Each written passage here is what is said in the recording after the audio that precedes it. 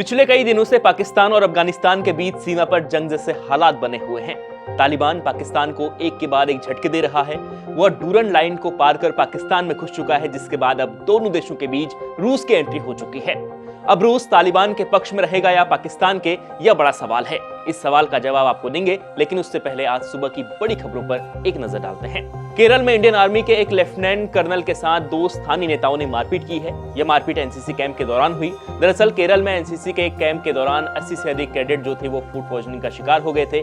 उन्हें अस्पताल में भर्ती कराया गया था। इसी बात को लेकर स्थानीय पार्षद और एक नेता ने कर्नल पर हमला कर दिया और उसकी पिटाई कर दी। वहीं कल रात इसरो ने श्रीहरिकोटा के सतीश धवन अंतरिक्ष केंद्र से स्पेस डॉकिंग एक्सपेरिमेंट, जिसे स्पेडेक्स कहा जा रहा है, उसको सफलतापूर्वक लॉन्च कर दिया है। रात करीब 10 बजे यह लॉन्चिंग हुई है। पूरा देश इसे देख रहा था और पूरे देश को इसे देखकर हर्ष महसूस हो रहा था। वहीं गाजा में हालात दिन ब दिन बदतर होते जा रहे हैं। इजरायली हमलों के कारण गाजा में मानवीय संकट पैदा हो गया है।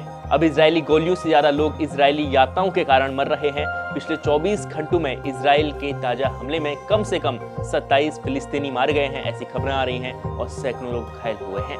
अब आते हैं पाकिस्तान और तालिबान के बीच छिड़ी जंग की खबर पर।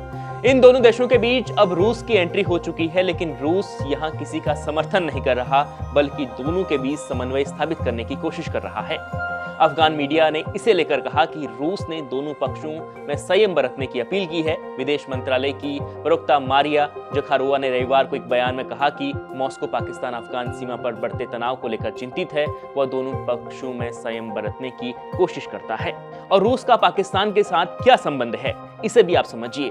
तो रूस जिन देशों को अपने हथियार बेचता है, उसमें पाकिस्तान भी शामिल हो चुका है। बीबीसी की एक रिपोर्ट के मुताबिक 2017 में 4 Mi-35 लड़ाकू हेलीकॉप्टरों को रूस ने पाकिस्तान आर्मी एविएशन को सौंप दिया था, यानी उसे बेचा था, और तब से ही पाकिस्तान रूसी हथियार प्राप्त कर रहा है और इन दोनों का संबंध स्थापित हो चुका है।